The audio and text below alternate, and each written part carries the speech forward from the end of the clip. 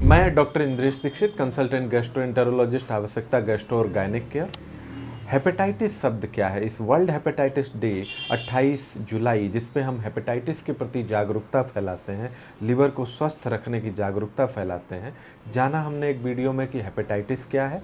आज हम जानेंगे कैसे डायग्नोसिस किया जाए, कैसे उसका कारण जाना जाए, कैसे उसकी डायग्नोसिस की जाए और उसका ट्रीटमेंट कैसे किया जाए। उससे पहले शॉर्ट में हम कहें, जो हमने एक और वीडियो में लॉन्ग डिस्कशन किया कि कैसे कैसे हेपेटाइटिस होता है, तो कुछ हेपेटाइटिस इन्फेक्टिव होते हैं, जो hepatitis A, B, C, D और ई और अन्य भी कुछ वायरस उनकी वजह से होते हैं, और कुछ नॉन इन्फेक्टिव होते हैं जो alcohol, non alcoholic fatty liver disease या विल्सन या हीमोक्रोमेटोसिस जैसे रोगों की वजह से होते हैं। हेपेटाइटिस को कैसे हम जानें, हेपेटाइटिस को कैसे हम डायग्नोस करें? डायग्नोसिस करने के लिए कुछ ब्लड इन्वेस्टिगेशन, जिसमें कि एलएफटी, कभी कभी सीबीसी और कभी कभी ब्लड इन्वेस्टिगेशन में पीटी-आईएनआर की जांच इसके लिए ज़रूरी होती है। एलएफटी के अंदर कभी कभी आपको जॉन्डिस मिल सकता है, यानी बिलिरुबिन बढ़ा हुआ मिल सकता है, और कभी केवल हेपेटाइटिस के साइन यानी कि सिर्फ एसजीओटी बढ़ा हुआ मिल सकता है, कभी कभी कुछ भी नहीं मिल सकता।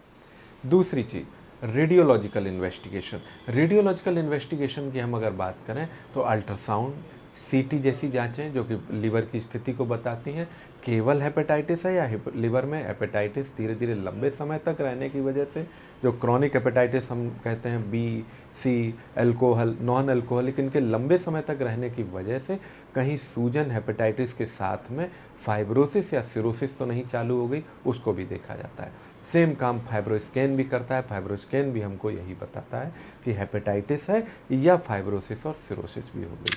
अब कारण की बात करें, कारण कैसे जाना जाए कि हेपेटाइटिस क्यों हुआ है, उसकी डायग्नोसिस कैसे बनाई जाए?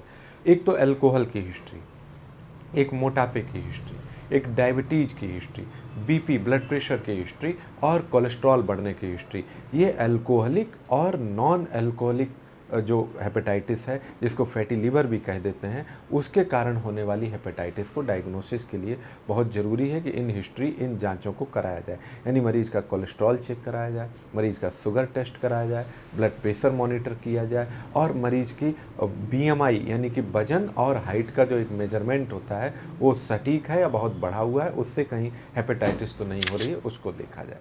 इसके अलावा वायरल हेपेटाइटिस में हेपेटाइटिस ए, ई, बी, सी और डी सभी के अलग अलग टेस्ट उपलब्ध हैं। आप उसके कारण को भी जान सकते हैं कि ये ए की वजह से है, बी की वजह से है, सी की वजह से है, डी या ई है, और उस कारण को हम ट्रीट कर सकते हैं, उस कारण का हम इलाज कर सकते हैं।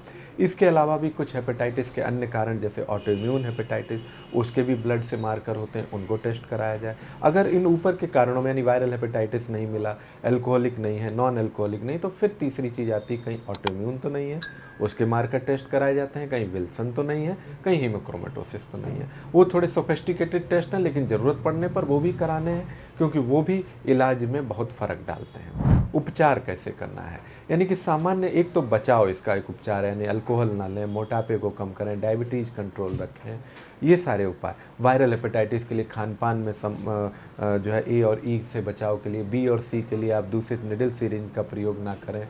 इसके अलावा उपचार, हर किसी वायरल हेपेटाइटिस के कुछ कॉमन उपचार हैं और कुछ अलग अलग पर्टिकुलर हेपेटाइटिस के हिसाब से उपचार है। कॉमन उपचार में रेस्ट लेना, हेपेटाइटिस के हिसाब से आपको खान पान में चिकनाई, मार्केट की चीज़ें, ऑयली चीज़ें, मसालेदार घर की चीज़ें, इनका बचाव, और कुछ वायरल हेपेटाइटिस से लेकर के नॉन अल्कोहलिक हेपेटाइटिस हैं, उनमें अलग अलग उपचार उपलब्ध हैं, उनके हिसाब से उपचार किया जाना चाहिए। तो यदि आप वायरल हेपेटाइटिस या नॉन वायरल या नॉन इन्फेक्टिव हेपेटाइटिस से पीड़ित हैं, तो उसकी डायग्नोसिस तुरंत बनवाएं, उसके कारण को तुरंत जानें और तुरंत समुचित उपचार स्टार्ट कराएं, जिससे आपका लिवर स्वस्थ रहे। मैं doctor Indresh Dikshit, consultant gastroenterologist के तौर पर आवश्यकता गैस्ट्रो और गायनिक केयर पर उपलब्ध हूँ। आप मुझे हेपेटाइटिस संबंधी किसी भी समस्या होने से तुरंत संपर्क करें और अपने हेपेटाइटिस का कारण जानें और समुचित उपचार करें।